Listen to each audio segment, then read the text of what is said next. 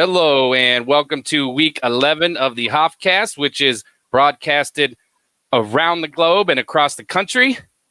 I think I might have said that backwards, but yeah, I'll get better at it. Tonight we got Justin Coffin here with us. He's gonna be the co-host tonight, and we'll talk a little bit about what he's got going on in the Youngstown area. We have Coach CJ Julian from East Canton that's going to be joining us first, and then Nick Blanche from Poland, and then Darnell Parker from Loveland, who we've kind of talked to a little bit already before we went live. But Justin, I want to thank you, man, for coming on, and like I said before, you're a much more professional and sharp interviewer and podcaster. So please don't show me up tonight. No, your show, your rules. I'm just here to. Just happy you invited me. I appreciate it. Thanks, Rich. No problem, man. Well, you recently started your own podcast. You got out of coaching last year. You were coaching at Boardman on the girls' side, and you got out of that, and you kind of got into the podcast thing. You know, kind of tell us a little bit about what you got going on and how that came about. Yeah. Currently, I guess I'm branding here for my show 330. So we're located in Youngstown. Started down at a network called Youngstown Studios. We're kind of we kind of hit the ground running. I started a podcast back in August, late August, and today I just filmed my 47th episode. We do 2 a week. Dang. Yeah. So I mean, we try to cover all kinds of different, not just sports. I mean, we do a ton. It's called the 330 Sports Show. We do mostly sports, but we dive into the entertainment realm. We go into local influencers type people like that, and try to support local businesses and get the word out about them. So it's been a lot of fun. We've had some big names on. We've had Coach Jim Tressel on. We've had Kelly Pavlik on. Superintendents on. We've had, like I said, a ton of business owners. So, and now we're starting to highlight a lot of our coaches. You're going to be on the show on Thursday, and a couple of our boys basketball coaches from the area, and one from your area, Andy Blokovich at Canton McKinley, the boys coach over there. He's going to be as well. So, happy to be getting the word out. Like I said, with basketball, it's been tough not coaching. My first time not coaching since 2007, and so this is a great outlet for me. So like I said, I appreciate you having me on. And if anybody out there wants to check it out, it's at 330 Sports Show, Facebook, Twitter, Instagram, and you can find all the links for stuff there. Well, I mean, I don't know if I'm going to be as good as Jim Tressel, but you'll be fine. Well, I actually, you may have seen this on Twitter, but I kind of caused some I don't know what the right word would be, but with the whole Fitch girls basketball thing. So I'm kind of going into an area that I might have upset some people recently. So we'll see how that goes. Okay. You know what? I missed it, so I'm a little bit out of the loop there. So I don't know, but you causing a little bit of a ruckus on Twitter, that's never happened before. I mean, I've avoided up until this point. I guess it was bound to happen sometime, right? No. Well, we are going to start with Coach Julian. He's the head coach at East Canton. And for anybody who isn't aware, the East Canton girls and boys basketball teams have completely different mascots. And CJ may know more than I do, but I used to work with a lady who was on the first team at East Canton girls, and she told me that it was because the boys did not support the girls having a team. So they said, well, screw you guys. We're not going to be the Hornets. We're making our own mascot, and they chose the Wizards. CJ, do you know if there's any truth to that or not? I have no idea, but Rich, Justin, good to see you guys. Thank you for on the old Hofcast. What's it called? The Hofcast. The Hofcast. I love it, man. It's not catchy enough to to remember all the time, but a lot of names were taken. Yeah, I mean, you wrote the Hornets down on the pregame thing. Oh, I did? The Wizards, baby, yeah. Oh, boy.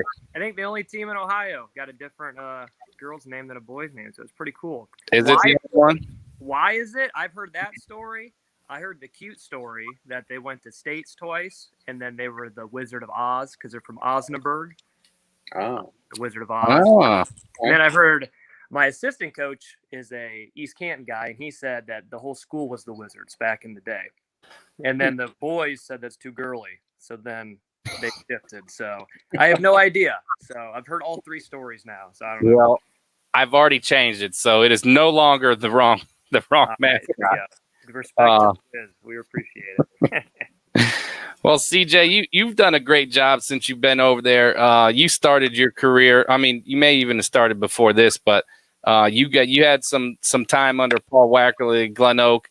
That had to be one heck of a transition going from a blue blood D1 program to a Division IV program. But what did you take from Coach Wackerly and move on with to start your own program? Oh yeah, I love it. I'm a teacher at Glen Oak, so I'm still at Glen Oak, and then I go and coach at East Canton. So I love it. The big school, the small school. I mean, East Canton's special. It's a small place. Mm-hmm. It is different because I went to Jackson, so I know Federal League kind of school. So it's been a lot of fun there. So I don't know. Paul Wackerly is just the man. I mean, I couldn't have asked for.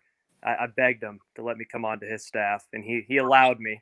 So I took a lot away from him. I feel like I've had three coaches. Before him, I was under Larry Taylor at Massillon. I was his assistant coach on the boys' side. And then before that, I played for Fuel Line, who I think a lot of people have mad respect for him. I know Justin, the Youngstown guy up there. So Fuel Line family, yep. So I've been blessed. I've been around a lot of good coaches. And, the biggest thing I took away from Wackerly is how to be a hard coach, but loving everyone in your program. I mean, I've never seen somebody coach so hard and then love his players so hard behind the scenes. It's a really cool thing. I mean, Wackerly, he's done so many things that people don't know about, like wild things. And, that's something that I wanted to take away. Like my girls, I've had this senior class. This will be my third year with them. I just want to do everything I can for them. I want to be like another parent, almost. These girls are blessed. They have unbelievable parents. But I just kind of want to be that third parent, maybe that fifth parent, whatever, Yeah. I just want to be there and be, a role model, try to help these kids the best I can. And that's something I took away from Wackerly big time, That was definitely something, when he was going through all that transfer stuff and some of it was very public in the news and the newspaper. And a lot of people don't get to see Paul Wackerly in the light that you do and at points that I do. And you mentioned how much stuff he does that people just don't know. So it is a little frustrating to see some of that stuff that went on, knowing, the real Paul and how good he is to people. I wanted to ask you a little bit about Bella Klein. That's a kid that I seen, more when she was a sophomore. She's certainly your team leader. I'm guessing she's the leader in points and probably rebounds, and maybe even a little bit more. Because she is definitely a very complete player. Talk a little bit about the growth of Bella since you've been over there in East Canton. Yeah, she's become a stud this year. I mean, her first year, sophomore year, the girl knew nothing about basketball. She was just an athlete. Yeah, I mean, she was an athlete. I mean, she if she got recruited to play college ball, which is probably my biggest failure I've been working hard trying to get her a scholarship, but I think COVID's kind of hurt her, and then her being a late bloomer's kind of hurt her. Mm-hmm. She would be a 3 or maybe a 2. But for me, she's our center because we are the Wizards and we are very small. And she battles. I mean, probably the biggest highlight of the year is that big girl for Fairless. I think you've seen her a couple times, Rich. Yeah, Grace Line. Yeah, she's a stud. I loved her. And Bella just, beat her up. I mean, she's tough. So she's an athlete. She's tough. So, I mean, watching her progress into a real basketball player this year has been really, really fun. And then she had a new progression this year. She became a stud, averaging 19 a game. Now people are throwing triple and double teams at her. So then she had to learn how to become a stud. and that was hard for her. And I think now at the end of the year, she's figured it out. I think her points per game is going to drop a little bit, but her assists are going to go up because she's figured out how to be a playmaker now. Because, she's our stud. So it's been really, really fun. Watching this senior class go from where they were sophomores to seniors, it's been fun to watch. We're just a fun team to watch. Even when we lose, I'm like, man, it's fun. I got a front row, three games to watch. I love it. That was a big win for you guys against Fairless. They were coming off a very competitive game against Perry, and you sent me a highlight film of her, early in the season. And you're right. Like, the last time I had seen her was the summer of her sophomore year, and she actually got voted to the J31 event, which was voted on by coaches from the summer showcase. And she was only one of maybe, I want to say 6 or 7 underclassmen that were voted to move on to J31. And at that point, it was because of her athleticism and how much of a athlete she was. And then I saw this highlight tape that you sent me, and she's shooting step backs. She's using her left hand quite a bit. She, like you said, she's starting to create for teammates, and she definitely has become a much better player. And I think the college thing, I wouldn't beat yourself up too much about that. She's got to be able to be in events where there's a lot of coaches at as well. And that's nobody's fault. But I certainly don't want you feeling like you are a failure because of that. But the biggest key for these kids. That's one of my main goals, man, trying to get girls to college, for free. So, I'm going to keep working at that. Being a young coach, I need to make more connections. So hopefully that happens for me, for my players as we move forward, But well, for any player that's listening, probably the biggest piece of the formula is being in front of college coaches, because there's not a whole lot of college coaches that are going to be coming to East Canton or any of these high schools for that matter. And that's not an insult to East Canton, but when you're playing, they have their own season to worry about, and their job's on the line. So it's just hard to get out to high school games. It's not like it used to be. So for any kid that's listening, get in front of college coaches as much as possible. I think that's probably the magic potion at this point. I wanted to ask you also, you guys are very competitive. I don't think that you've won the, I know you're successful in the league, but I don't think it's transpired that you've won a league title yet, but you always make it to district finals. It seems like every year you're there in the district finals. What is that? How does that, as far as maintaining that success and making sure that the focus is on the bigger picture and not necessarily winning, every game possible in the regular season? Yeah, this might be a discredit to me as a coach. I don't know. I won a state title with Jackson with Fuel Line, and I'm addicted. I want another ring bad, And I tell the girls that. I'm like, winning our league is not my primary concern. And, they followed me because, there's some games this year we could have won if I would have coached differently. Mm-hmm. And I'm stubborn. I told them, I said, we were going to be a great half-court defensive team. We could have went 2-3 zone every now and then. We could have went full court man-to-man, but I was stubborn in the beginning of the year. I was like, we're going to learn half-court defense. They buy in. And that's why every year we lose a good amount of regular season games, but man, we always get hot at the end. Mm-hmm. And this year, it's looking to be that way again, I hope.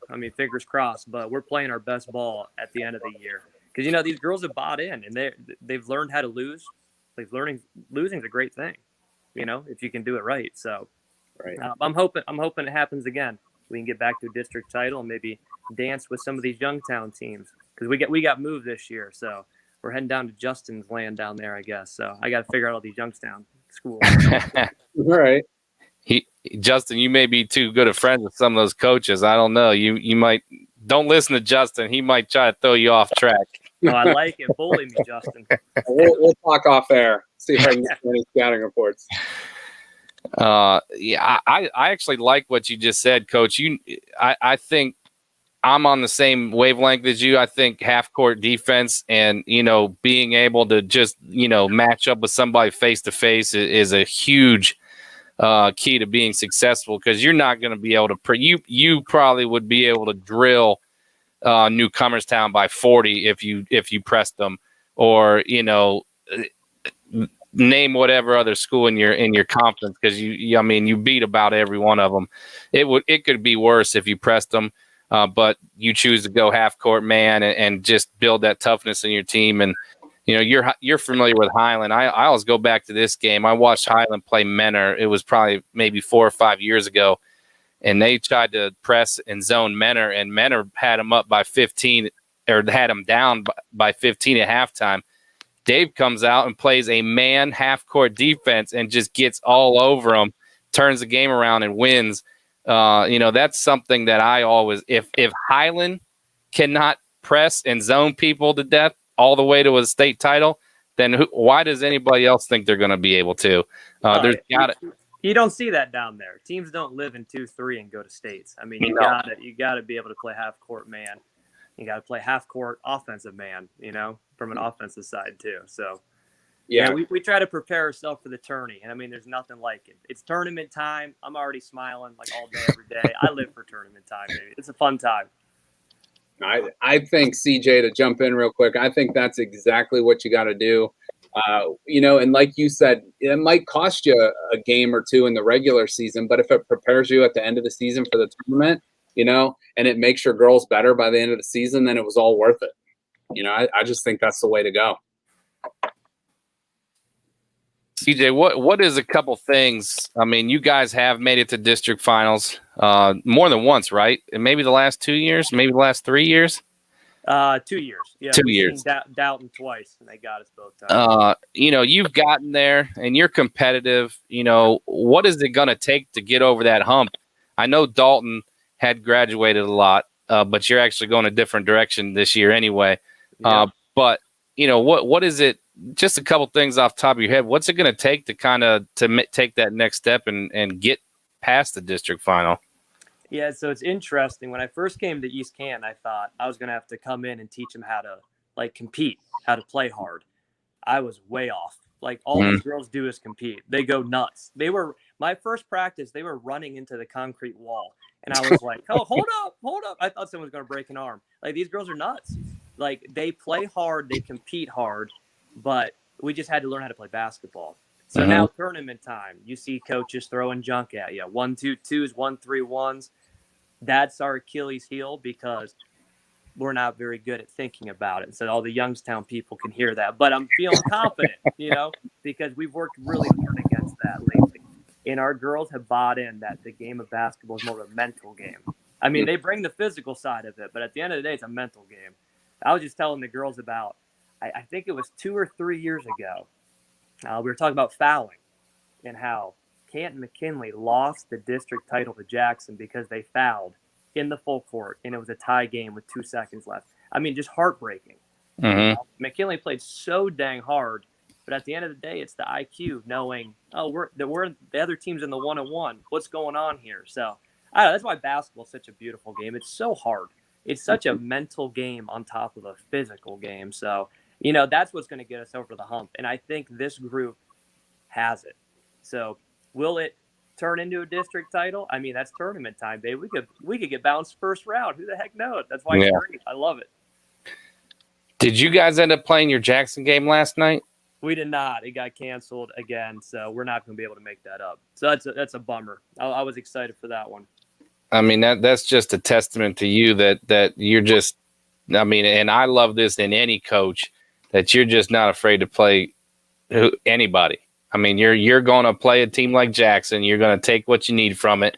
You're going to get better. You're going to get tougher, and you just move on. So I really admire that in you, Coach. And of course, I'll be keeping an eye on things, and clearly, I want my local teams to do well, so I'll be cheering for you. And I don't care what Youngstown team you got to play. I'll be rooting for the Wizards. So I love it. Just maybe not outwardly, because I don't want anybody getting mad at me. I'm looking at your bracket right now, and the bottom half where you guys are at, I think you guys are the 4 seed. Yeah. I think it sets up. I don't want to get too ahead of myself, but I think it sets up pretty nice for you. In the top half of that bracket, I'm looking at Western Reserve. That's the team that's reserve big time, man. I've watched a couple of their games already. I mean, they're they're tough. They're tough. But like you said, one game at a time. Yep, that's tournament time. Survive in advance, baby. Exactly. CJ, you get a couple wins under your belt. We're gonna get you back on, man. I love your excitement. Oh, I appreciate it, man. Hey, I'm just happy it's tournament time. Give me some March Madness. Let's get after it. All right, Coach. Hey, man, I appreciate your time and best of luck this tournament. I know you guys are prepared. All right, I appreciate it. Thanks for having me on, guys. You're welcome. Yeah. The IVC, I mean, it's a, I mentioned that, they've had some successful seasons, but there's always been like a Tusky Valley that was in their half of the bracket or their half of the league and up until this year. The Highlands in the other side, it's tough. Tusky Valley is an established program and, they may not be like a state power, but they're tough to beat. And as good as some of these East Canton teams have been, Tusky Valley was just on another level. But, Coach Julian has the Wizards headed in the same direction. And Tusky Valley is now in the other half. They lost to TCC this year, who won that half. But for the future, it looks like the Wizards are definitely on their way to the top of the conference, and especially with some outlooks like Coach Julian had. I really like talking to him. But now we are going to move up to your area. We're going to go to the Youngs. I don't know where Poland is in relation to Youngstown. I think it's probably south, right? Isn't it right on the stretch with Boardman? Southeast. It's really, really close to the Pennsylvania border too. So. Oh, okay. Well, man, I was off on that. But we are going to go ahead and move up there and talk to Coach Blanche from Poland. Coach Blanche might have the biggest shoe size of any coach that I've ever seen in my life. Coach, what size is that? Remind me, what, 18 or 19? 19. Oh, my goodness. Big man.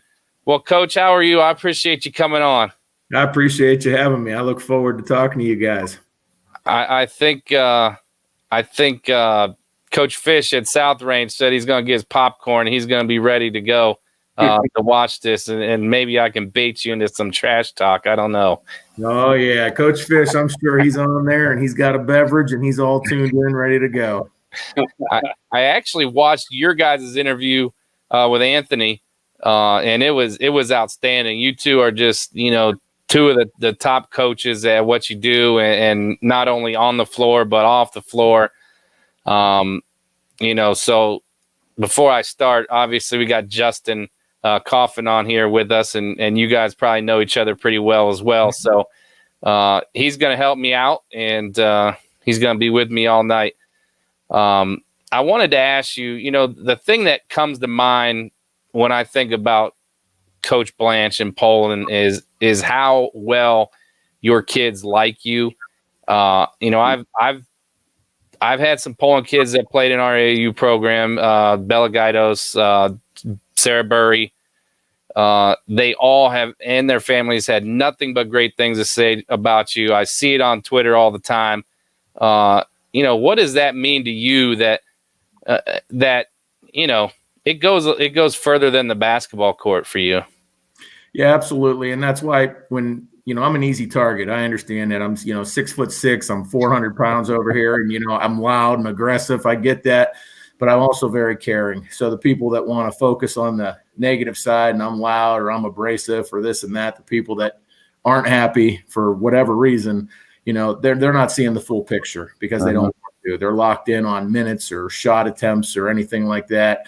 I try to treat these kids like I do my own kids. I'm stern, but I'm fair. And at the end of the day, whatever they need on the court, off the court, I want to be there for them, and they know that. But it's just like a family at home. You have your good days and you have your days where you're kind of annoyed and it's not such a good day. But at the end of the day, you love each other. And that's the way I run the program. And I have 3 other great assistant coaches with me that do the same thing. And that's what makes us so strong. We have 4 people running the show, and all 4 of them have the same core values and beliefs. And it's not basketball first. It's the kids first. So if you got things like that going for you, you're on the verge of something successful. And we've been very fortunate at Poland.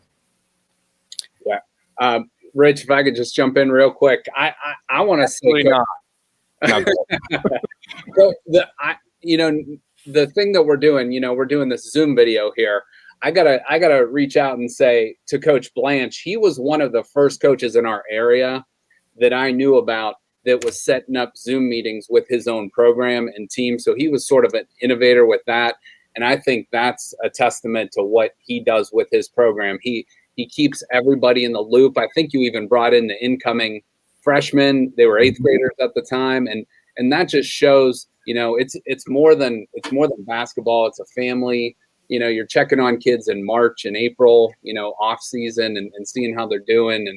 And Coach Blanche knows I've reached out to him before, but I really admire everything he's done with that Poland program. And, so I guess, Coach, talk about that a little bit, what this season has been like for you, with the COVID stuff and how you've got from then back in March to now.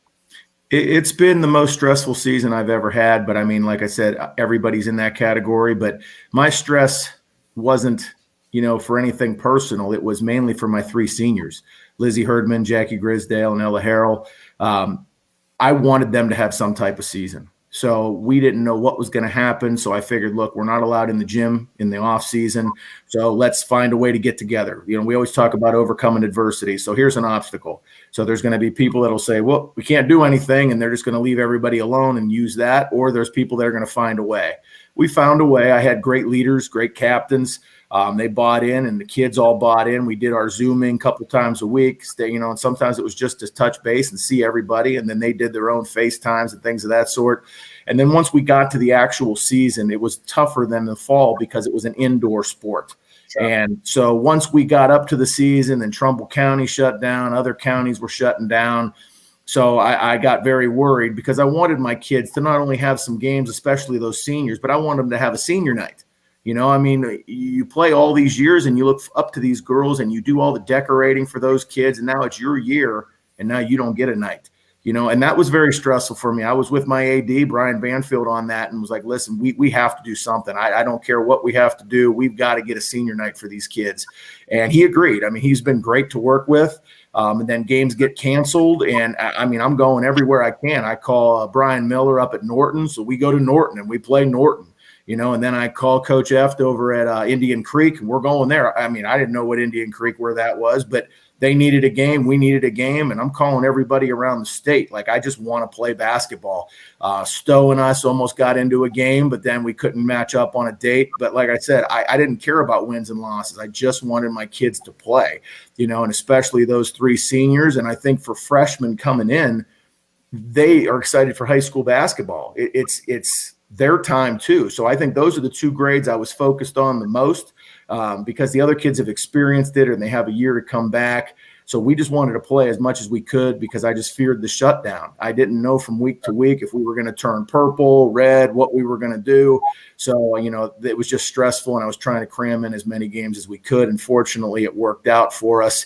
And that's it. But that was the basic thing of it. For those three kids, they had to see the floor, and that would have really bothered me if they didn't. And not only were you, focused on getting games, you guys actually were winning these games. You beat Norton, you beat Western Reserve. If you played Indian Valley, you beat them because I know you only had one loss up until last week. Mm-hmm. What were the challenges of, you are playing this tough schedule, you are traveling and getting games in as much as possible, but you're still coming out with W's. What were the challenges and how did you kind of keep the team focused on the 32 minutes between the lines? Well, the big thing was prep because we always try to prepare for everybody. And some of these games we pick up a day and a half before, and we don't even have film on these teams because they're out of the area. So you just try and pick up what you can and you tell them as much as you can and you go in and you play. But the big thing was for us this year is getting the opportunity. Just be grateful for the opportunity you get and don't take it for granted. And that was the big thing. Our coaches do a good job pushing the kids.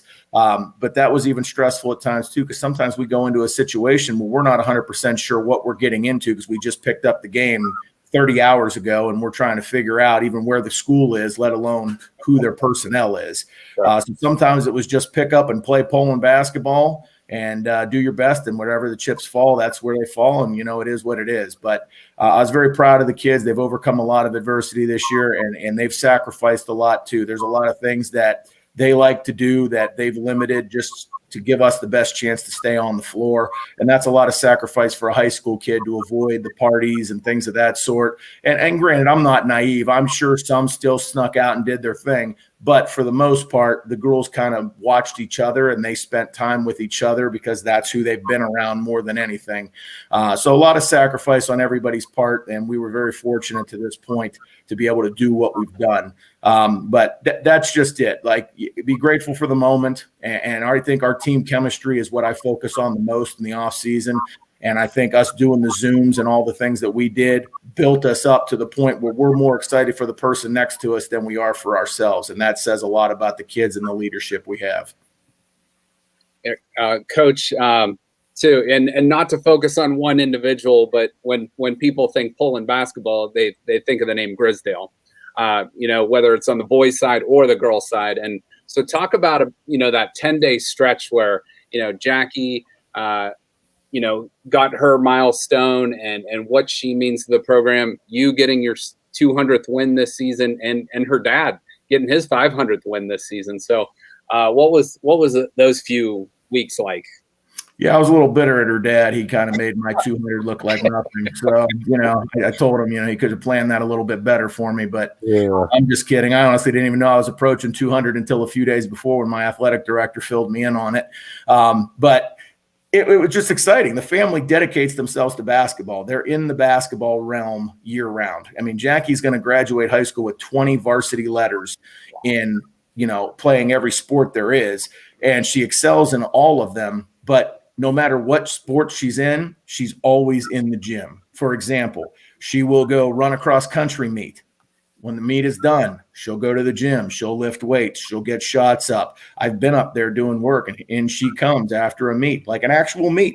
She'll run it, and then she'll come and get her basketball in. She'll do a 45-minute ball handling routine where she's just dripping sweat because she's going up and down the floor and doing her stationary ball movement and ball handling and things of that sort, constantly in the gym. So her success is not a fluke. It's because of her hard work, and her father's the same way. Works hard, his off-season workouts. I mean, he has people come in to push his kids, not just put them through, shoot at this hoop for 10 minutes and shoot free throws. Like he brings in people, that push his kids to get better, and they buy in, and it's just a successful program, and kids know what to expect when they get there. So like I said, it's been great. It's always nice to achieve milestones, but it's also nice to see how excited the kids are for one another. And like, they got their free shots in on me. I got my 200th win. And when I walked in the locker room, we just wrecked that locker room with water, and everybody had their bottles all filled up. Some had two in a hand. I mean, and then they brought the cooler out. I mean, it was fun, but like I said, I'm just glad we didn't have to clean that up. So we were grateful for the custodians, and they were great sports about it too. It's awesome. Well, I'm sure the headline players of Poland basketball goes back further than what I can remember, but you go from Gaidos to Burry, Kalen Brown, Grisdale. Who is the next kid in line? And I know, you don't think of it like this, but, from outside perspective, you've always had a kid that could really carry the team. Is there somebody else in line, or is, after Grisdale graduates, is it going to be a kind of a, committee type thing? Here's the best way I can answer that. I honestly, truthfully leave that up to like people like Justin and yourself to figure out who that is. And, you debate that. My thing is, it's always about the team, and those people need the others in order to be successful. Like Jackie, she has success, but let's not forget about the screens that she's coming off of, the kids that have to know what to do to get her the ball, the people that know, have to get the ball to where it needs to go, the passing, and so on and so forth. And we learned that very quickly in our first game. I mean, Salem jumped all over Jackie, and it was our first game. We weren't even supposed to play Salem, but again, we just picked up a game because we kept losing games due to everybody being shut down. And Salem came in, and they jumped all over Jackie, and I had my other kids catching the ball and just looking to get Jackie the ball. So I did a horrible job getting them ready for that first game, and they ended up beating us by 5 points. But if we would have been better prepared on my end, we would have been in a better spot. But it was a great learning experience for the other girls to know that if you want to be this kind of team, we're an easy scout, because everyone's just going to send 2 people on Jackie and realize nobody else wants the ball in their hands. So you've got to step up and do your points part. So we did a good film session, went over things, showed them different areas where they had the ball and could have attacked, and instead just stood there and watched Jackie with 2 people running around her. And if that's the way you want to be, we're not going to be very successful. So that loss was a blessing in disguise, and we've rebounded nicely as the season goes on. You're going to win some, you're going to lose some. We've been fortunate to win more than we've lost. But again, I'm just proud of the kids and the program and the kids that are coming back next year. We know we have big shoes to fill. But when we lost Bella, when we lost Burry, when we lost Kaylin Brown, and those kind of kids, and even more kids than that did a lot for us, we always are losing kids that mean something to the program, and it's just an open door for someone else to come, and they have someone to model themselves after. You've seen what these kids have done, whether it be rebounding, setting screens, whatever, the important role they have. I don't care what your role is. It's important for us to be successful, for you to complete your role at a high level. So, like I said, the kids are usually good about it, but sometimes the parents aren't, because the points are what matter in their minds.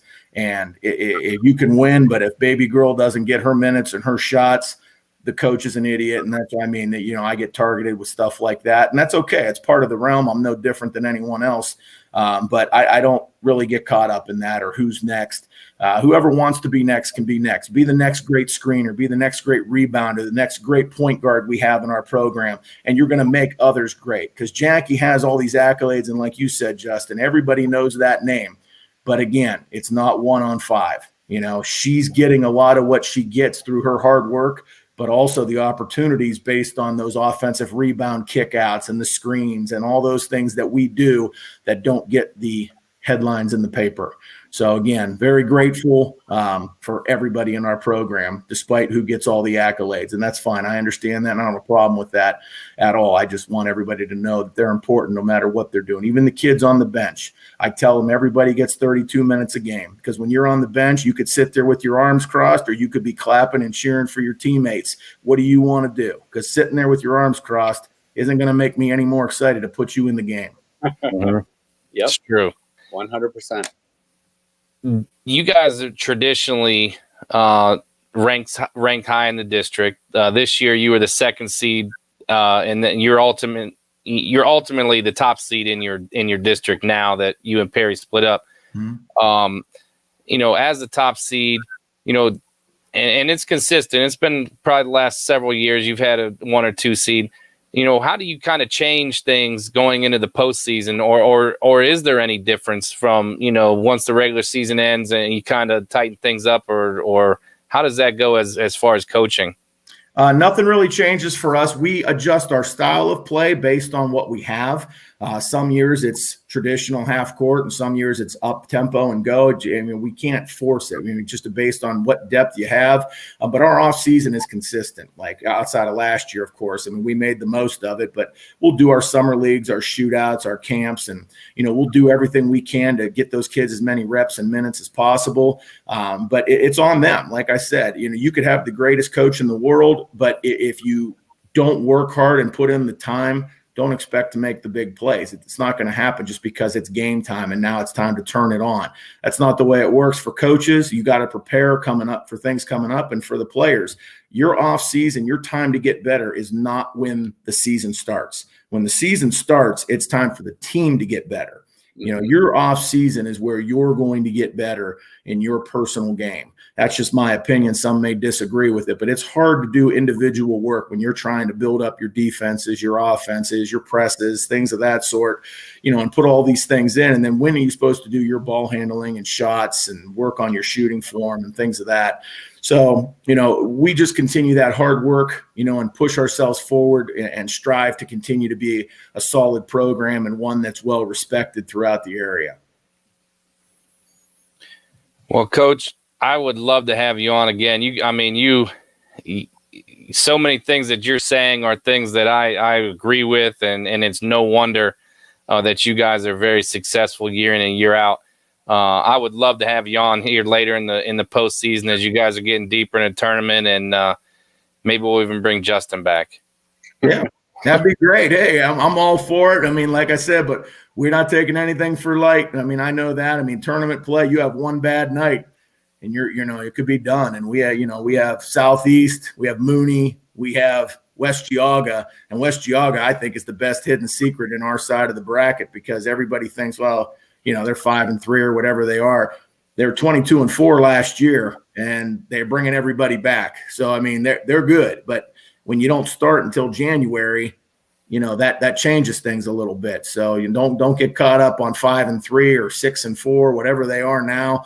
That team's legit, and and they're going to give Southeast a run, and so Southeast, they're going to give them a run, and then the Mooney game, and then see what goes on from there. But there's a lot of talent there. Like I said, it's going to be an interesting tournament. I'm just grateful for the opportunity to play. That's been our theory throughout the year, and anything we do get to play is a blessing. Coach, before you go, I meant to ask you this, and I don't want to forget because I think it's awesome for you and your program. But the Youngstown area has had quite a bit of very prestigious programs that went through some eras. Boardman, 10 or 15 years ago was state caliber. Ursuline's had some really good teams. But as of right now, the last couple of years, Poland is kind of the class of the Youngstown area. When people think Youngstown basketball, at least at this point, I mean, it's Poland. That's the top of the class. What does that mean to you and your kids that when people think Youngstown, it's Poland Bulldogs? Well, I'm very proud of that fact because people forget, these kids especially. I don't even know if any of them even know these things, but our program used to be the 4 to 6 win program, and I know I was an assistant in the program and lower level at times. And if we won 5-6 games, that was our season. And it was just like, wow, we are better than this. I'd coach kids up and, send them up to the high school, and then they'd stop playing. Wasn't fun, weren't winning, and they'd go do other sports. And that really bothered me because I knew we had a lot of potential. So believe it or not, I mean, I had a lot of passion for this program. And when I finally was given the opportunity, it was just building up the staff, building up the confidence in the kids. I mean, there was a several year stretch where we didn't even win a tournament game. It was one and done every year.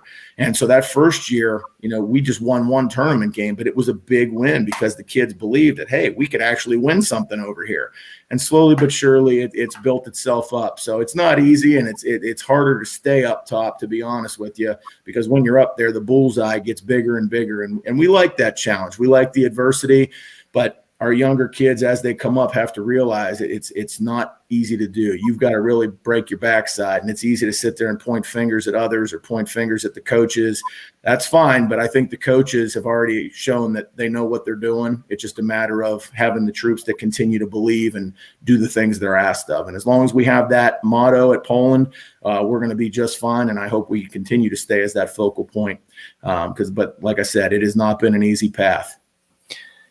Coach, I'm going to reiterate my first question, and the fact that you are so widely liked and spoke so highly about from your players and your parents, it just stands out so much to me.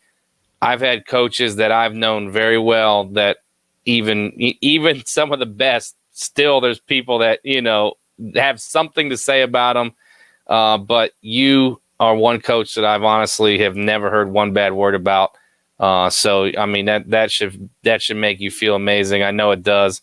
And again, I want to thank you for giving us your time tonight, and we will certainly be keeping an eye on things out there because that D2 in the Northeast region is tough. Mm-hmm. So it is going to be something that I'm certainly going to be keeping my eye on, and I'm sure Justin will too, being a couple minutes down the road from you. But again, thanks for your time, and I appreciate you coming on the show. Hey, thanks for having me, and good luck to both of you with your shows. You guys do a great job, and we appreciate what you do for girls basketball. So thank you both. Thanks, Coach. Good luck to the Bulldogs. Thank you. Justin, we have a special guest coming on. This is completely unplanned. Okay. This is off the wing. Coach Parker, I'm going to put you off for about another minute because we have a very special guest coming on, and I don't see her on the camera, so I hope I'm not getting punked. But we are going to pull up Michael Hearn real fast. Mike, where is she? Well, she was sitting on hold for 45 minutes, got fussy, and had mommy go put her down. Oh, geez. So I just got punked. No, she waited 45 minutes. She was not thrilled about that. I did not know that you had your daughter with you, or I would have started with you. A picture. You literally responded to the text. Well, that was after we already had Blanche on. I wasn't going to cut him off because you were ready. Well, I told my wife, I said, she'll sit here really good, and then no matter what time it is, it can be 5 minutes, it can be 15 minutes, it doesn't matter. We'll act up right before that. And about minutes ago, I can actually hear her screaming right now as mommy. Because she wants to come get on the show. That's why. Well, next time you'll have to plan around her schedule. Well, you don't go anywhere because we'll pull you back up after Coach Parker because you always bring great conversation. But since you don't have your newborn baby with you, we were going to provide her the first opportunity to get on the internet. Not the first time that I've been passed over for a woman. now it's two of them. Coach Parker is not a woman. Well, I was meaning the baby. Oh. Well, hang tight. We'll get you back on the show here after we're done, Coach Parker, because you definitely like to shoot the crap. We can try. All right, Coach Parker, we got you on live now. Good evening. Good evening. Thank you for having me on. I appreciate you guys. Well, thanks for waiting till 9:23. I know sometimes it takes some patience to be the last one in, but I really, really appreciate that. And, we talked a little bit about before we went live about how things are going down in Cincinnati. And, Coach, you have a program that is consistently running well, playing well, getting a lot of dubs. How is the season going for you so far this year?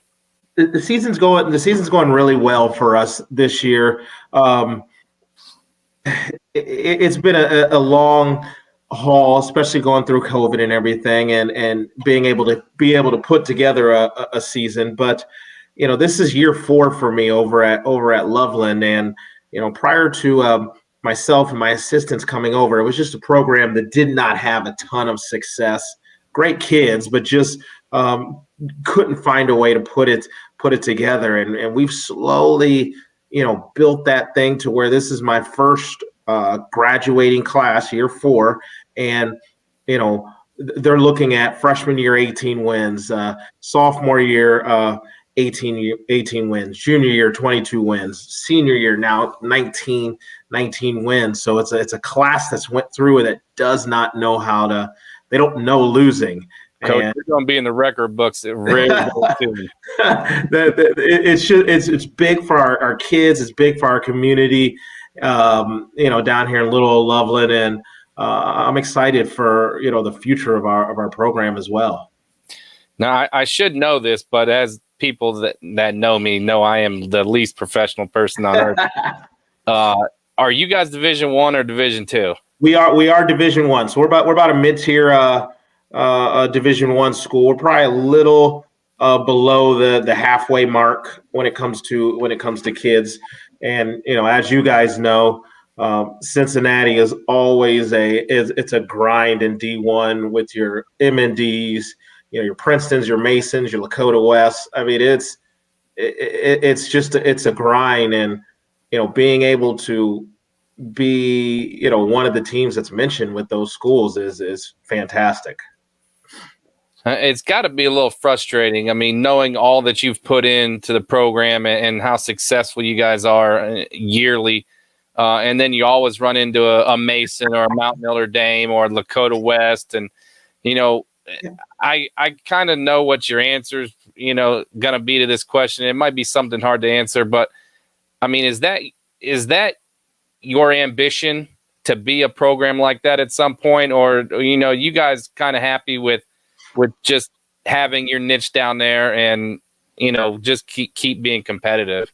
Yeah, we want to be in the conversation when it comes to the Masons, the Lakotas, the Mount Notre Dames, and if not, why play the game? And our girls feel that they are just as good as those schools. We actually met up in a district final against Mount Notre Dame last year, and it was an absolute fantastic game. And I can't even count the amount of coaches that just came up to me and were like, you guys were right there. You had them on the ropes, and and that's just a testament to the kids in the program. And we actually knocked off Mason last year in order to play that game against MND. So I think Loveland is starting to get the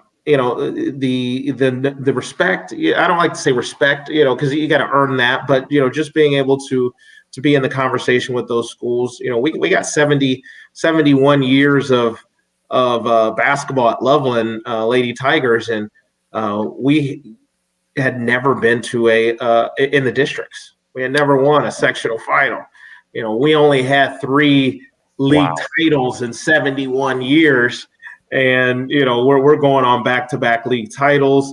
We're hopefully headed back to another district final this year, and God willing, we can get to the regionals. So one game at a time, but our kids are excited. Our coaches are fantastic, and I'll put our community in Loveland up against anyone's when it comes to our support. So I'm excited about that. So just so I heard you right, you guys have had a basketball program for 71 years, and they never made it out of sectionals? Never. Last year was the first year that we had won. I'm probably aging myself now, but I'm back from the days where we actually called it sectional finals, and I still call it a sectional final. But where we won a sectional final, and then we're able to push off into a district final. Well, maybe it's a little different down there in Cincinnati because there may be more. Well, there's definitely more schools than most areas of Ohio. But man, up here, there's times where both teams get a bye to the sectional final. Yeah, we actually got to play a few games to get there. Not one team, but both teams. I mean, I'm sure we could pull the brackets up right now, and there's, I think, actually, now I think about it, like Nordonia and somebody else. They're both automatically in the sectional final. They don't even have to play a sectional semi. I got to find a way to get into those districts somehow. That just blows my mind after 71 years. But I mean, that's just you guys. I'm telling you guys better had one hell of a celebration when that finally happened after that years. You can't imagine. I mean, it was fantastic, and it took us a few days to come down from that high, but now our girls, they expect to win a sectional championship this year, and get back to the districts and win a district this year. So it's exciting. I know you guys had Jillian Hayes, who was a outstanding basketball player that graduated last year, correct? Yes. The Gary kid that went to Akron as well. Yes. Who. I know you got the kid that's, I think she's either committed to Kent State or offered by Kent State. Yes. Since those two kids graduated, who should we know about down at Loveland now?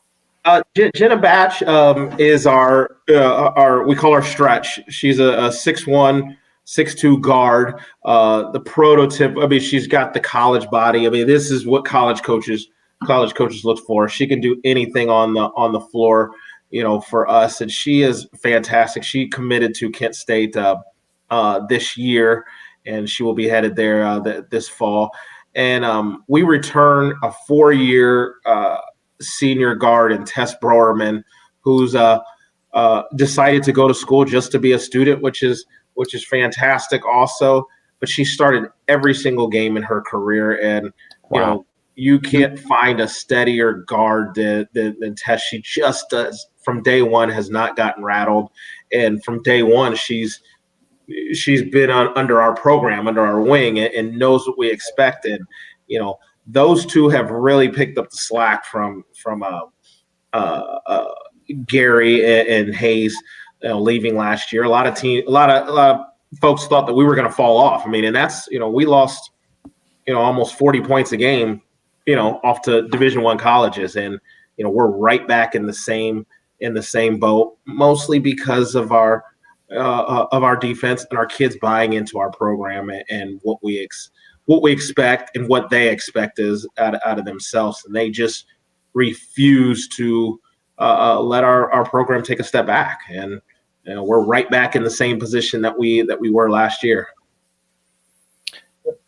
Coach, for us up in the Northeast Ohio area that might not be familiar with Loveland, and you said you kind of hang your hat on defense. What kind of style do you guys play down there? You more up tempo? You slow it down?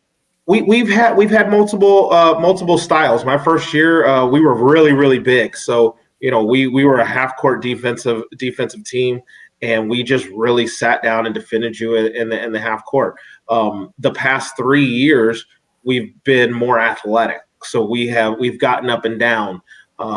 We will defend you 84 feet. If we happen to play on a college floor, we'll defend you 94 feet if we have to, with no let up once we get into the half court set. So, we pride ourselves in being able to defend and being in condition to be able to do that for 32 minutes or more if need be. And our kids like to get out and run. But we are very, very disciplined when it comes to our offensive scheme. We will take what you're allowing us to have, and I'm not one of those coaches that likes to play in the 30s. I want to be for girls 50s, 60s if we can get there, but our girls are on the attack, and it's part of our program and part of the fabric of our program, and being able to instill that in our kids. And we don't believe in position. We're a positionless based program. So from our 1s to our 5s, you're going to learn to play on the perimeter. You're going to learn to play in the post, because I have no idea where you're going to be in any game. And, we got to be able to perform once we get there. There's very few things that are tougher than replacing a seasoned veteran point guard, Coach. Are you prepared to move on from a point guard that has literally started every game since you've been at Lakeland for you? It's going to be tough losing Tess. We have a really good Tess has actually slid. She made a real unselfish decision this year to slide over to the 2-guard spot, to take Kate Gary's spot. And we have a point guard in Nia Kemper, who has she transferred into Loveland and was an all-state point guard last year at Wyoming. And when she moved in, first thing Tess said is like, I'm going to slide over to the 2. This girl can lead us at the point guard slot, and that's just a testament to our program that these kids are willing to do what's best for the program. And a good thing Nia is just a junior, so I'll have her back next year, and we'll be able to to continue on and groom the next one. It's the next lady up is our mantra at Loveland. We're not taking any steps back. When you said that, in my mind, I envisioned the gif of the dude pointing at his head, like you're like, I got it. I'm 2 steps ahead of you. So, you have to be. That's excellent to hear. You not only with the adversity of COVID this year, you also yourself was diagnosed with cancer. You said you're doing great, and you look like you are doing fantastic. So, I mean, that is excellent.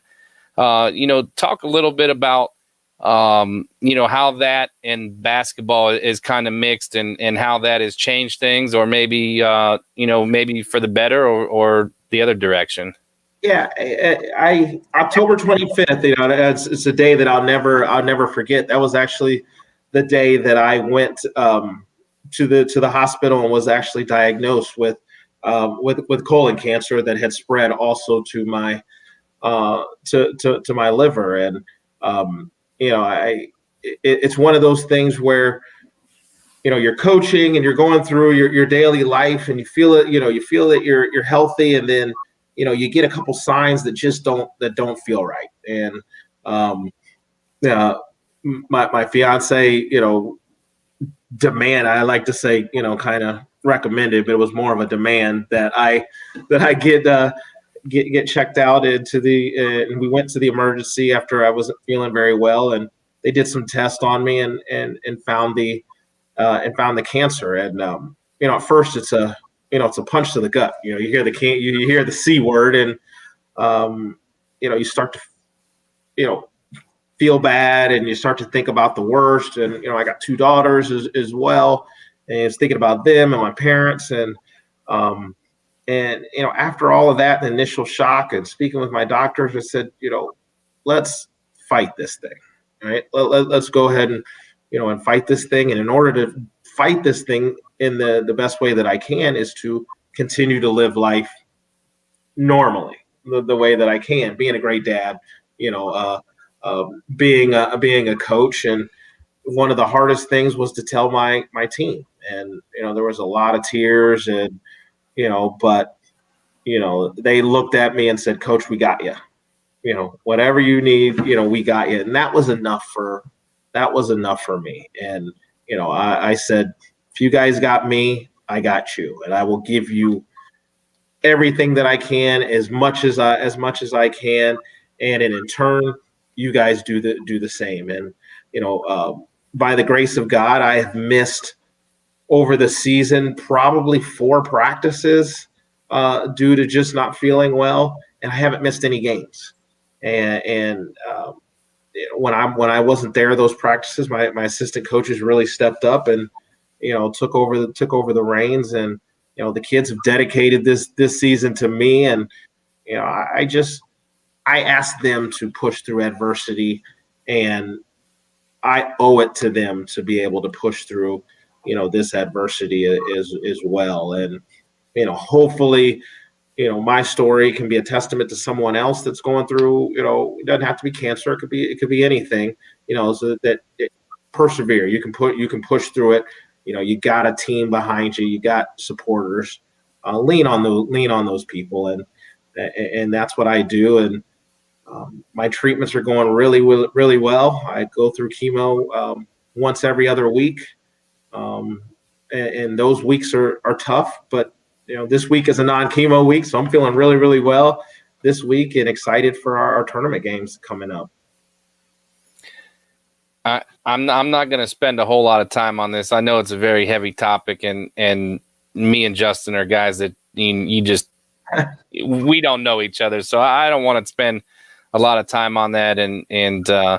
But I do want to ask, you look like you're doing a great job. You handled it well. You look fantastic.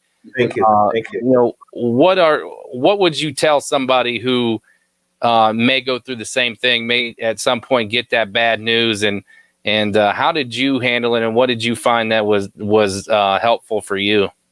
The first thing that I would say is, it's okay to show emotion, and especially for all of us tough guys and this and that, we want to hold it all in, and I can handle it on my own. No, the first thing that I had to do was really just let the emotion of it out, let the tears out, all of that good stuff. And then I realized how many people that I could rely on, and I had in my corner a whole Loveland community, an entire basketball community of coaches and administrators and this and that. It's just been fantastic. So my message to others is lean on people. Allow them to to help you out. You're not going through this thing alone. And that's really helped me keep my spirits up. I have so many people say, "Hey, your outlook on this thing is fantastic," and like I have no other choice. It's I'm going to beat this thing, and my Twitter bio says future cancer survivor, and that's where I want. That's where I'm headed, and I want to be able to share my story and my outlook and with other people, kids, adults, whoever that happens to be going through a similar situation. Coach, I just want to jump in real quick and just say, obviously I'm just meeting you for the first time tonight, but you might be one of the most positive people I've ever met in my life. I hear that a lot, and I'm 43 years old, and I could be 6 feet in the ground right now, and I'm not. So I'm happy, and I get to I got two awesome kids, an awesome fiance that I'll be marrying this fall, and I get to coach the greatest game in the world in basketball. So I'm blessed. I'm blessed, guys. I love what you bring to the table, and I think the word you used earlier, persevere, that not only is obviously helping you through this now, it's helping those girls that are in that locker room that you're coaching up too. So, I mean, absolutely. Just love your message. Love your message. Appreciate it. I'll be honest with you. You are a tougher dude than I am, man, because I'm trying to like imagine, I already have like, a slight like anxiety about my health, and I'm not doing myself any favors by eating Dairy Queen, but I'm just like, I don't know. It just getting news like that, man. You handled it a whole lot better than I think I ever would. So I just at this point I admire you, man. You are an inspiration, and not only on the court but off the court too. But I appreciate it. I wanted to ask you, about your program.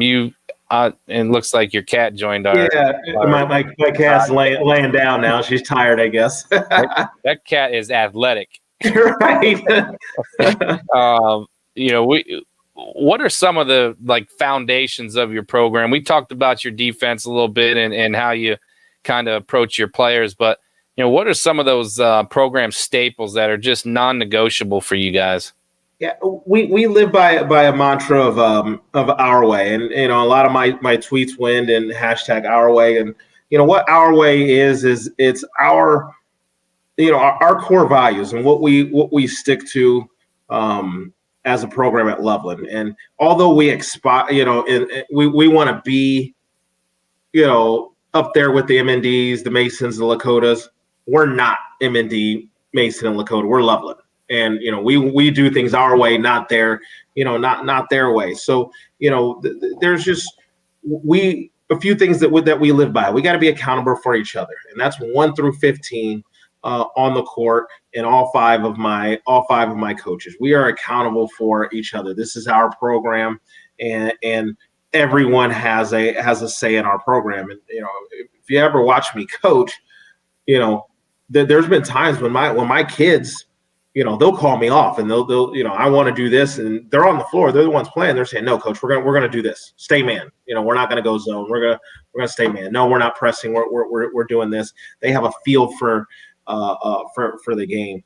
So being accountable for each other and having that trust in each other is big in our program. Another thing that we live by is the most important things as a young student athlete, have to be, your faith, your family, your academics, and then lastly basketball. And it's in that order. And we don't push anything on kids, but whatever your faith is, stick by that. Believe in that. That's yours. You own that. And your last name is your last name. So you're carrying your family's last name. So, do that with pride in everything you do on and off the court. And when it comes to your academics, that's yours. You own it. I'm not big on study tables and things like that. I know a lot of programs have it. Your academics come before basketball. So if I've had kids tell me, hey, coach, I cannot be at practice today because I have to study for XYZ exam. Okay, you go study for XYZ exam. We'll see you tomorrow, at practice. That's them taking ownership of their of their academics. And, they understand that, they're going to miss some things at practice, and there's times when they can make that up. Or if it's, hey, coach, can we get in for breakfast club, whatever. They've got to own that part of their academics. And then their basketball, that comes back to being accountable for your teammates, accountable for yourself, accountable for your coaches and your community. And, if you do all of that and you put all of that together, you're going to be successful in life. I don't care how many games, we win, whether we win 19 or whether we win 9. We'll have successful kids and successful adults in life. Well, Coach, I want to thank you for your time. You've given us a lot of wisdom and things to think about. So yeah.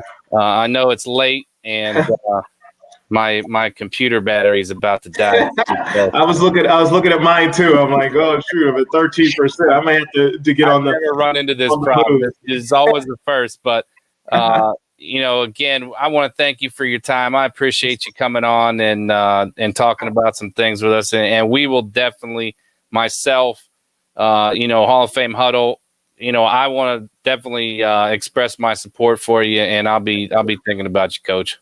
Thank you. I appreciate it. And, thank you guys for having us on. Thank you for everything you guys do for, basketball and girls basketball in general. And, allowing me to shine a little bit of light on Southwest Ohio down here. Sometimes we're the forgotten child, but I appreciate you guys, reaching out for sure. I think you got a new Loveland Tigers fan in me tonight. So. Thank you. I appreciate it. All right, Coach. Have a great night. Thanks. You. You too. Take care. Man, that was we talked about this before we even went live. I'm not trained in that kind of stuff. I don't want to say the wrong thing or thanks to Coach Parker for being so open and, being, it's just, I don't even know what to say. I admire the guy. I feel for him, and it's tough. I think that it's kind of twofold there. I think one, it shows that there's things more important than sports, but at the same time, I think it shows why sports are important because they bring us together. Mm-hmm. It sounds like his team, his town has really rallied around him, and like you said, that that could have gone either way, and it sounds like basketball is really picking him up, and I think his mentality is a huge part of this, and overcoming a tough disease like that. So Coach Parker, man, I had never met him before. What a fantastic just outlook on life in general. Yeah. Well, Justin, I appreciate you. I'm going to leave Mike Hearn hanging this time because I just got to – I'm going to pull him up. I'm going to pull him on to tell him I'm going to leave him hanging because my battery is at 8%. Okay. I don't know what the heck that thing is he just put in front of the camera, but The Rock, some wrestling thing. Apparently I didn't what? You didn't watch The Rock show tonight. Oh, that's Hank Aaron. I know that. Yeah. Mike don't like my Zion Williams jersey hanging in the background, but Before you go, what's that? I gotta ask. Oh, sorry, Mike. Go ahead. Mike, go ahead. Carolina just beat Duke again, so I'm okay with it. This year does not count. Well, count Coach K's loss column. Hey, before I go, Rich, though, I gotta ask you, that kid from Duke that opted out. I mean, that's straight up quitting. He didn't opt out. That's quitting the team. I mean, I'm not disagreeing, but it's been happening in football for how did you feel about Bosa doing it? You're right. You're right. It's been happening in football for years now. That's fair point. It's kind of at least the first case that I can think of in basketball. So, I mean, I don't agree with it anytime, anywhere, any team. I feel like you commit to a team, you should finish the season. And, you know, I was actually when the news broke that was happening, I thought back to some of these football players that did it, and I just can't. Besides maybe Bosa, I mean Fournette he's had a very average career. If it could be even considered less than average. That dude quit and that Super Bowl that he just won. I mean, yeah, of course, but would him having finished out his season would have hurt him? I mean, right. Maybe it would have hurt his draft status if he would have got injured, but I mean, his career is still average. Sure. Maybe I'm wrong. Maybe some people think his career's been tremendous, but maybe some people think it's been terrible. I don't know. But that's just one case. Like I just feel like it's a personal, you commit to something, finish it. Right. Agreed. And that's kind of what the whole Twitter conversation was the other day. And unfortunately, Mike, I love Hank Aaron. Don't make me request you take him off the screen. Just keep him still. He does not agree with that was the whole thing about the Twitter thing the other day. A couple kids decided to play JO volleyball instead of play their tournament game at Fitch. And, I certainly wouldn't criticize kids for making decisions that they feel is best for themselves. I just feel like there's some middle ground somewhere where, coaches, parents should can get together and say, hey, there's solutions here that, sure. I run a summer basketball program. I get it. We have never, if kids are in their track tournament or softball tournament, we would never ask them to miss that ever. Now I'm sure that there are people that do, but we're not one of them. Now a regular season, usually the kid and the coach kind of talk about that before, it starts. Right. Hey, I really want to go to college to play basketball. So, I want to play softball still, but I may miss a game or two on the weekends because we have big tournaments. Now that's obviously there's gray area and that could go either way, but I would never, ever, ever expect a kid to miss a track tournament or a softball tournament to play an AAU event ever. 100% agreed. If we're at an AAU event, generally, I wouldn't even ask, I would kind of tell our kids that they can't play anyway if they're in tournament. Right. I mean, it doesn't happen very often, but like Serena Samarone back in the a couple of years ago, we had her. And when they got into track tournament, I said, guess what, Serena? Don't come to practice. There's no need for you to play. I don't even want you turning an ankle, and costing your track team. That's how I view it. But clearly not everybody's like that. In a weekend, there's several games, whether it's basketball or volleyball. Yeah. You may miss the first game or two on a Saturday because of a high school event, and that's fine. You can come play on Sunday in the off season and with your club team. But maybe I just, from the reaction I got from people, trust me, I was in the vast majority. Not one person said you're an idiot. So Mike has said that before, but this whole show I've been thinking, I shoveled my driveway out this morning and I am going to pay for it for several days. I'm positive. My hands hurt so bad from shoveling snow. Mike, that's it. Mute. Mike, do you know Justin? I'm inclined to say no. No. No? Know each other. Well, you guys will have to, start following each other on Twitter. Justin used to he coached at Boardman last year for the girls team, and now he's got his own podcast. Hey, you have your own podcast. Justin's not quite as big of a knucklehead as you are, but I've perfected that over the years. It's part of my charm.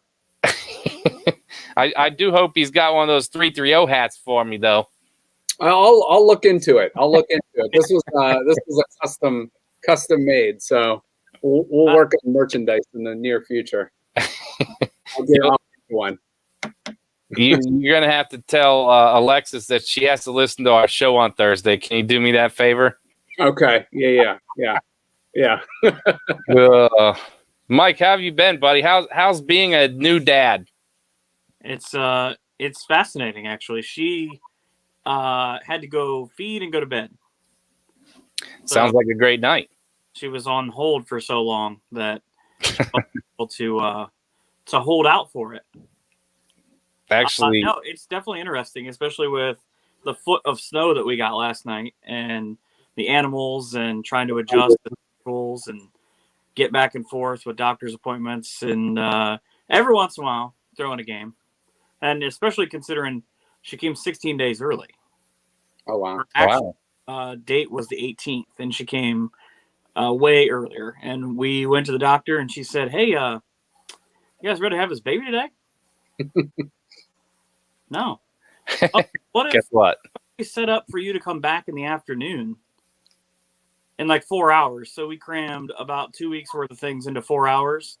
And it's definitely been an adventure. So tournament starts, well, it actually started Saturday. I had Fort Loramie, but apparently the team they were playing didn't realize tournament started on Saturday. That's their way of getting out of a butt whooping. Yeah. Good. I mean, oh, we thought tournament was last Saturday. We showed up, you weren't there. what had happened was we got the wrong schedule. Oh boy. Yeah. No, Loramie, I would be surprised if. What's weird is everybody's talking about all season up here is Minster and Loramie, but they actually, with the way that the regions are set this year, they meet in a regional, which is not like the last few years. Right. Last year it would have been the state finals. I mean, they both gotten to that point, but. Well, give me that date. I think I might have to be out at that would be a Saturday night too, wouldn't it? I think all the D4 regional finals are Saturday nights. Semis. Oh, it's the semi. They're on the same half of the bracket, so they play. Oh, geez. Which is even dumber. I agree. And they are only 5 minutes from each other, so if they were in different regions, it would be even weirder. And Loramie already beat them up earlier in the year, so that's even more of a fuel to the fire thing. And Janae Hoying is probably don't say she's hurt. No, she's pretty good. Oh, good. She's one of my favorites. If she was hurt, I was gonna be mad. No, they're definitely they are 100% healthy right now and are doing some filthy things to everybody. So Janae Hoying is what? You just left us hanging. It's pretty good. Oh, and then I already knew that. Two girls at a small D4 school who are going to play D1. I mean, they had a little bit of a hiccup earlier in the year because. Well, Janae's going to Finley. That's D2. Sorry, I was thinking 1-1. She's still really damn good, so it don't matter. I'm thinking she probably should be going to a D1 school, but that's I agree. A whole other thing. But I mean, to get to that point with her and Ivy Wolf, who pretty soon could be the leading scorer all time in the MAC. Just think about that. I mean, not bad. That's not too shabby. I'm excited. I think that's going to be a heck of a matchup. And I just don't see Dayton has because everybody's Dayton now.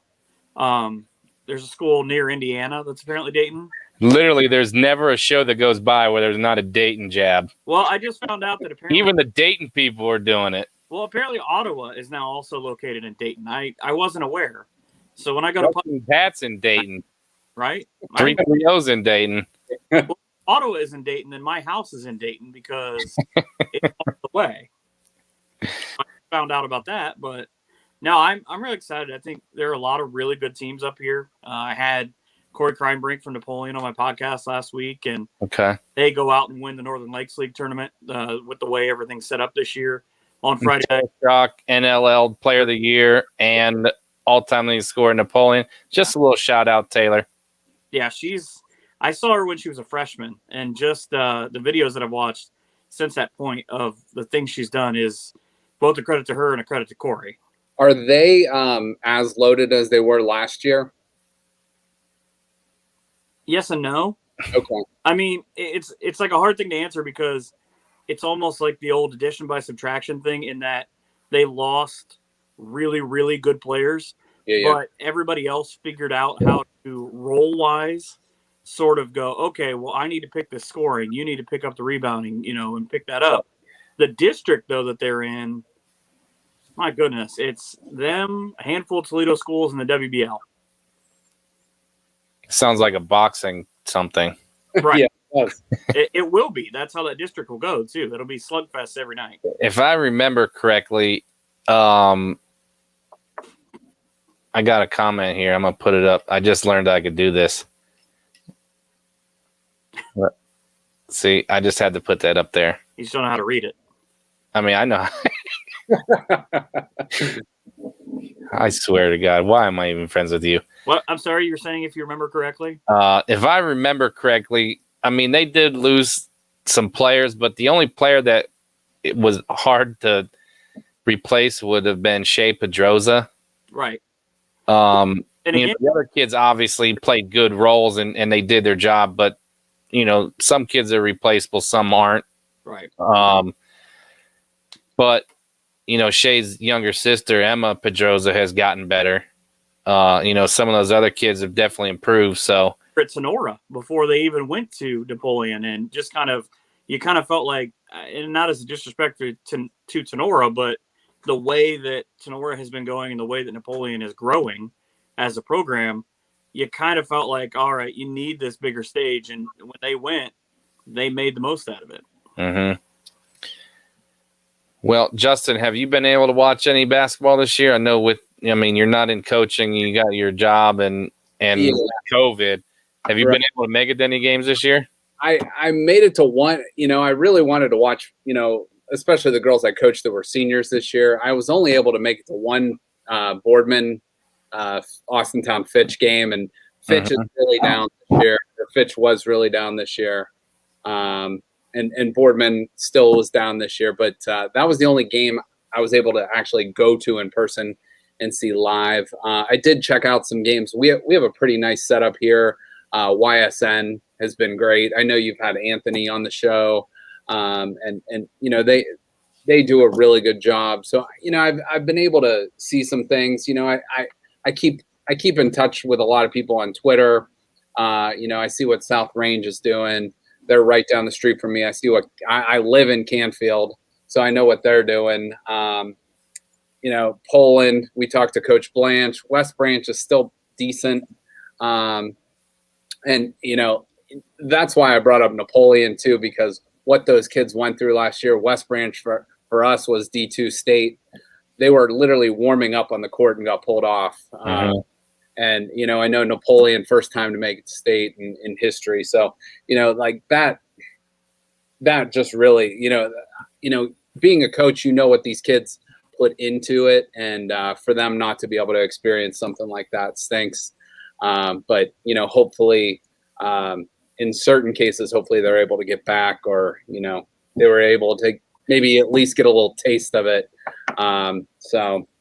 But live games, unfortunately, I have not been able to, based on my schedule and just COVID and whatever, just not been able to get out to many. But I've been keeping, tabs on the teams, that I follow. What was the record at Boardman last year? Not good. We were 5-18 last year. So I'm going to compare that. What is it this year? I want to say they were 6-13. I don't know if they finished a full season. And I think you can correct me if I'm wrong. I think they lost Louisville this weekend. Yeah, they did in the tournament. So I didn't know exactly who they played, but I know they got knocked out. So yeah, we struggled last year. And some of that's on me, some of that's on our staff, but I take the blame for that. But I still have a lot of good memories from our program, and I think we have a lot of really good experiences, but and unfortunately, as a coach, sometimes you hold on to the losses that should have been wins, or that. So completely non-girls basketball related, because Mike, I think you would really enjoy this. I've tried to tweet about this new show on YouTube that I just absolutely love, The Good Mythical Morning. Have you seen any of that, Mike? No, I can. You both would enjoy it, but Mike, it is right up your alley. The Good Mythical Morning. Good Mythical Morning. Basically, these two dudes are sitting there. It's like a podcast. Oh, Mike, now he wants to go dark on me. It's like a podcast, but live, kind of like what we're doing. And these dudes, they do sometimes it's contests, sometimes it's like taste tests, and it is absolutely hysterical. Their personality, they're not like comedians. They're not trying to make you laugh, but they are, just because of their personality. And, I see that you're sitting there sipping on a little glass of wine. And it reminded me of one of the episodes. They put some different liquids through a water filter. Okay. And they drank them after it went through the water filter. And one of them was wine. Okay. They put some wine through a water filter, and they drank it afterwards, and it took all the water out of it, and it was just straight alcohol. Their reaction was so funny. I forget what else they did. I think they did like some kind of animal blood too, and it came out all water. I will not try that one. Didn't taste like anything. It was just, I'm telling you, these dudes are so funny. They have a kitchen on there where their chef makes like crazy stuff for them, and it's just amazing. The one episode they like combined Chipotle and KFC, and he made food that was from both restaurants together, and I was so jealous. I wanted to try all these things. It looked so amazing. Just give it a try. Watch a couple. They're only like 15 minutes long, so they don't take long. More time. Yeah. Watch a couple episodes. I feel like, especially Mike, I think both of you would love it, but Mike, you're a goofball, so I think you would like it even more. Thank you. I could say worse, but I'm not going to. You got a child now. Yeah, she's around here somewhere. Yeah, congratulations, by the way. Thank you. Congratulations. That's great. Well, guys, my computer is telling me I better plug in. So it's getting to be that time, and it's 10:08. So I want to thank you guys. Thanks, Justin, for hosting with me. You've been great. I might start calling on you more often. Excellent. Well, it was fun. It was fun. Check it out. You don't have too many Tuesdays open, so you don't qualify until basketball season's over. But I'm not even mad about that. I'm working. 6 months ago, I'd have had every Tuesday free ever. that's true. Well, Justin, I'll see you Thursday. As I'm coming up to Youngstown, and you get to grill me on your podcast. Yeah, I'm excited for you to check out our studio. Our studio is pretty sweet, not gonna lie. Me too. I'm kind of mad that I shaved the beard before I go on someone else's podcast, but I guess the Fu Manchu is just gonna have to do for now. Hey, whatever works for you, man. You bring it. Well, I wouldn't say it works, but Well, you can't really tell. It's pretty sweet, but the lighting's bad. I feel like that's operator error.